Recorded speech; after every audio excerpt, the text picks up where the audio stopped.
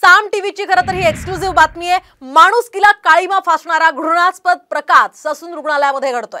ससूनचे डॉक्टर हे बेवारस रुग्णांवर उपचार करण्याऐवजी त्यांना चक्क रात्रीच्या वेळी निर्जन स्थळी सोडून देत आहेत आणि हा धक्कादायक प्रकार पुण्यामध्ये समोर आला आहे। सामाजिक कार्यकर्ते दादासाहेब आणि रितेश गायकवाड यांनी सापळा रचून हा सगळा प्रकार उघड केला। दादासाहेब यांनी दाखल केलेला एक रुग्ण हॉस्पिटलमधून गायब झाला आणि तेव्हा त्यांना शंका आली की त्यांनी रितेश यांच्या सोबत त्यावेळी सापळा रचला। अगदी पहाटेच्या सुमारास रितेश हॉस्पिटल बाहेर आपली रिक्षा घेऊन उभे होते आणि याच वेळी ससूनचे डॉक्टर आणि त्यांच्याकडे आले असता त्यांनी एका रुग्णाला चक्क निर्जन स्थळी सोडण्यास सांगितलं। स्वतः डॉक्टर एका कर्मचाऱ्यासोबत त्यांच्या कारमधून गेले आणि रुग्णाला भर पावसात एका झाडाखाली सोडून हे डॉक्टर चक्क निघून गेले। त्यानंतर आबासाहेब आणि रितेश यांनी येरवडा पोलिसात आता गुन्हा दाखल केलाय। ससून हॉस्पिटलवरतीच की बेवारस पेशंट बाहेर कसे येतात ते पाहण्यासाठी आज आमच्या 3 महिन्यानंतर यशस्वी तो ट्रॅप यशस्वी झालेला आहे। येथील जे कोणी आरोग्य मंत्री आहेत तानाजी सावंत असतील त्याचबरोबर दुसरे कोणी अजून अधिकारी असतील आरोग्य सेवेतले त्या सर्वांना माझं सांगणे आणि माझं त्यांना हे की बाबा तुम्ही अशा अधिकाऱ्यांवर कारवाई करणार आहात की नाही। हे जे ससूनचे डीन आहेत जे डॉक्टर आहेत जे अधिकारी आहेत यांच्या ज्या डॉक्टरांनी याला इथं सोडले त्या डॉक्टरवर तात्काळ निलंबनाची कारवाई झाली पाहिजे। दरम्यान ससून मध्ये घडणारा हा काही पहिलाच प्रकार नाहीये। यापूर्वी सुद्धा ससून रुग्णालयामध्ये अनेक गैरकारभार घडले होते आणि त्यामुळे ससून रुग्णालय चर्चेत आलं होतं। पाहूयात ग्राफिक्सच्या माध्यमातून हे सगळे ससून रुग्णालयाचे प्रताप। यशस्वी तो ट्रॅप यशस्वी झालेला आहे। ललित पाटील अंमली पदार्थ तस्करी प्रकरण सुद्धा ससून रुग्णालयातच घडलं। पोर्श ड्रंक अँड ड्राईव्ह प्रकरणामध्ये रक्ताचे नमुने सुद्धा ससून रुग्णालयातच बदलण्यात आले। याशिवाय नववर्षाच्या स्वागतासाठी निवासी डॉक्टरांची ओली पार्टी सुद्धा इथेच झाली। यासोबतच आयसीयू मध्ये उंदीर चावल्यामुळे इथे रुग्णाचा मृत्यू झाल्याचंही पाहायला मिळालं होतं। दरम्यान या संदर्भात बोलण्यासाठी आपल्या सोबत काँग्रेसचे आमदार रवींद्र धंगेकर आहेत।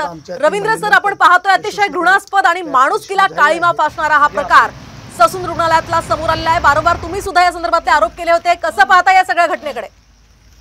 याच्यामध्ये आपण बघितलं तर ही पद्धत ही जुनी सवय आहे ससून मधल्या सगळ्या अधिकाऱ्यांना डॉक्टरांना। अनेक पेशंटला रस्त्यावर आणून सोडायचं, तिथनं नाही रस्त्यावर नाही दिसलं तर आजूबाजूला पेशंटला नेऊन सोडायची जुनी पद्धत आहे। आम्ही बरेच वेळा त्याच्याबद्दल डीनशी ह्याची पूर्वी चर्चा केली होती आणि ह्याला सर्वस्वी जबाबदार त्या खात्याचे मंत्री आहेत आणि करोडो रुपयाचं बजेट त्या ससून मध्ये काढतायत आणि पूर्णपणे पेशंटला कुठली सोय नसते, औषधं नसतात, गोळ्या नसतात आणि पेशंटवर इतका भार टाकतात की पेशंट मग दुसरा प्रायव्हेट दवाखाना त्यांना परवडतो अशा लोकांची धारणा झालेली आहे आणि ससून मध्ये उपचार चांगले होत नाही ही लोकांची मानसिकता झाली। एखादा पेशंट ससूनला टाकला तर तो म्हणतो मला घरी मरू द्या पण ससून मध्ये नेऊ नका, इतकी ससूनची लोकांना भीती वाटते आणि याला सगळी सिस्टीम जबाबदार आहे। अगदी रवींद्र सर, यानंतर तुमची भूमिका काय असेल, तुम्ही काय पावलं उचलणार आहात या संदर्भात? याच्यामध्ये मी आता आज मी काल वर्तमानपत्राने चॅनल मधनं ही बातमी ऐकली। मी संबंधित आजच त्या डीनशी बोलणार आहे जाऊन आणि त्याच्याशी काय होते डॉक्टर बी नागरिकांशी आणि